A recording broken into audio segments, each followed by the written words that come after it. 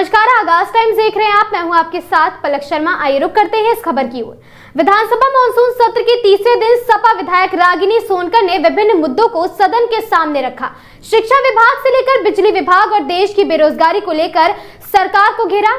साथ ही सरकार में बन रही पॉलिसी को लेकर भी उन्होंने सरकार पर तंज कसा। वहीं स्वास्थ्य मंत्री के सदन में ना होने पर भी टिप्पणी करते हुए अस्पताल में अव्यवस्थाओं को गिनवाया। आइए सुनते हैं उन्होंने आगे क्या कुछ कहा। कि उत्तर प्रदेश के विजन पे चर्चा करने का अवसर दिया और विपक्ष के तौर पे ये कहा गया कि हमें जो है वो सुझाव रखने हैं।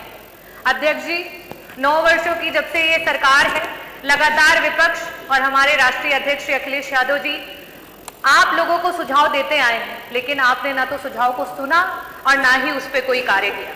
मैं अध्यक्ष जी अगर विजन के उत्तर प्रदेश के विजन की बात करूंगी तो ये जरूर कहना चाहूंगी कि प्रदेश का विजन तभी धरातल पर उतरेगा जब उसका सारा विभाग एकत्रित होकर के एक साथ काम करेगा।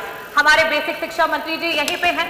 आज बेसिक शिक्षा का विभाग जो है वो बेसलेस विभाग हो चुका है, क्योंकि इसी सदन में कई बार बोला गया कि मंत्री जी विद्यालय जर्जर हो चुके हैं, विद्यालयों को बनवा दो। मंत्री जी ने कहा ना। मंत्री जी स्कूलों में जो है शौचालय नहीं है, बनवा दीजिए। मंत्री जी ने कहा ना।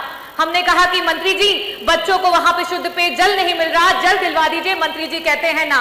हमने कहा कि विद्यालयों में इलेक्ट्रिसिटी नहीं है, मंत्री जी विद्युत जो है उसको वहां पे आपूर्ति करवा दीजिए। मंत्री जी कहते हैं ना।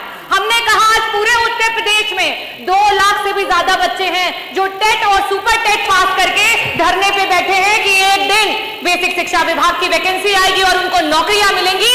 मंत्री जी वैकेंसी निकलवा दो। मंत्री जी कहते हैं ना। हमने मंत्री जी को कहा कि मंत्री जी शिक्षा मित्र मर मर के काम कर रहे हैं, अरे मंत्री जी उनका मानदेय बढ़ा दो, उनका समन्वय कर दो। मंत्री जी कहते हैं ना। हमने मंत्री जी को कहा कि मंत्री जी रसोइया मात्र 2000 में काम करती हैं, हमारी रसोइयों का मानदेय बढ़ा दो। मंत्री जी कहते हैं ना। अरे समय बड़ा कम है, मैं आऊंगी। हमारे ऊर्जा मंत्री जी दिखाई नहीं दे रहे हैं। आज ऊर्जा विभाग जो है डबल बी विभाग हो गया है। डबल बी माने बी से भ्रष्टाचार और बी से भेदभाव। मंत्री जी जब जनता के बीच में जाते हैं तो कहते हैं निजीकरण मेरा अकेले का निर्णय नहीं है। मंत्री जी जब अपने अधिकारियों के बीच बैठते हैं तो कहते हैं अरे तुम लोगों ने तो विभाग की नाक कटा दी है, आज बिजली विभाग जो है वो अंधा और गूंगा हो गया है। लेकिन वही जब इस सदन में मंत्री जी बैठते हैं और हम कहते हैं कि मंत्री जी निजीकरण जो है विभाग को मत बेचो, तो मंत्री जी कहते हैं ना। मंत्री जी ट्रांसफार्मर हर रोज खराब हो रहे हैं, एक ट्रांसफार्मर बन करके 75 बार लग रहे हैं। मंत्री जी ट्रांसफार्मर जो है क्षमता वृद्धि करा दो। मंत्री जी कहते हैं ना। मंत्री जी को कहा जाता है कि मंत्री जी आपके विभाग में पॉलिसीज खराब हैं, आपके जो पॉलिसी बनाते हैं आपके चेयरमैन वो एक IAS ऑफिसर है, शायद उनको विभागों का ज्ञान ना हो। मंत्री जी IAS ऑफिसर हटा करके समाजवादियों ने जिस तरीके से इंजीनियर को वो पद दिया था उनको वो पद दिलवा दो। मंत्री जी कहते हैं ना।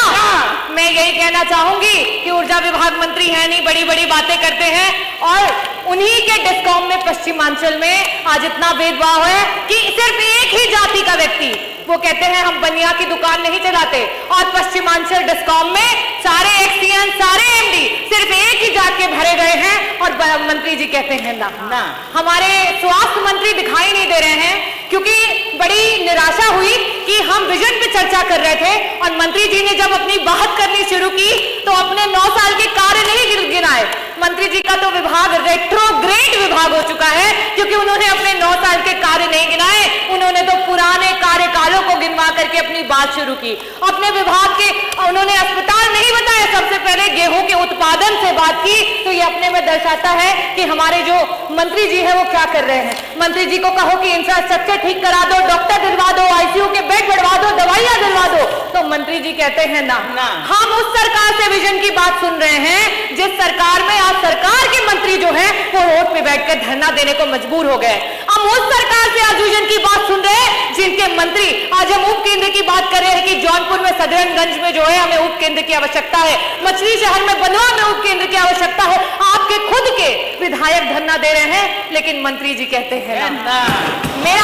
मैं शुभकामनाएं देना चाहूंगी हमारे माननीय आबकारी मंत्री जी हैं कि आज मधुशालाएं हर जगह दिखाई दे रही हैं और हमारी पाठशालाएं बंद होती चली जा रही हैं। वाह सरकार वाह। मैं धन्यवाद करना चाहूंगी अध्यक्ष जी आपको। हमारे संसदीय मंत्री जी इस समय नहीं है, आज बहुत ऊंची बात कर गए मंत्री जी, बहुत बड़ी बात कर गए। उन्होंने कहा कि जापान में 50% से भी ज्यादा बुद्धिज्म को फॉलो किया जाता है, बौद्धिस्ट है। लेकिन उनके बच्चों को क्या सिखाया जाता है? उनके बच्चों को यह बताया जाता है कि अगर भगवान बुद्ध भी आ जाए और आपके देश के खिलाफ बोले तो आप बुद्ध के खिलाफ चले जाइएगा। ये आपका देश प्रेम है। हमारा देश 80% हिंदुओं का है। 2011 के सेंसस से बता रही हूं, लेकिन उसके बाद भी अपना देश का हिंदू जो है वो खतरे में है।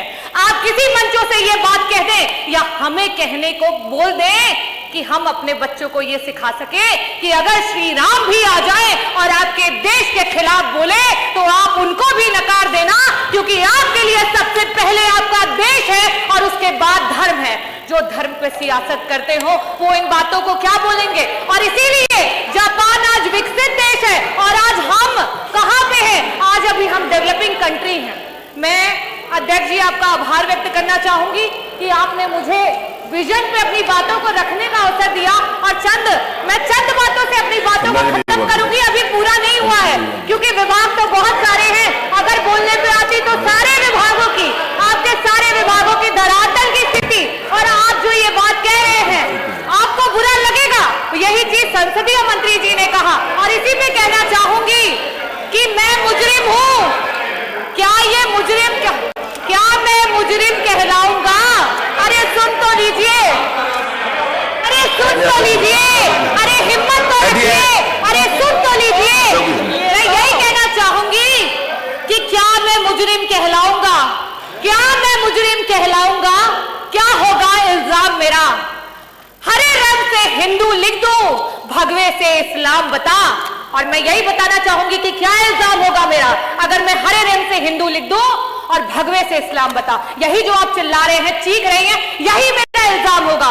और ये कह दो कि हम सब एक हैं तो क्या होगा अंजाम मेरा? क्या होगा अंजाम मेरा? संविधान की जय, भारत माता की जय, जय भीम, जय समाजवाद। इस खबर में बस इतना ही। ऐसी खबरों से लगातार जुड़े रहने के लिए देखते रहें आगाज टाइम्स।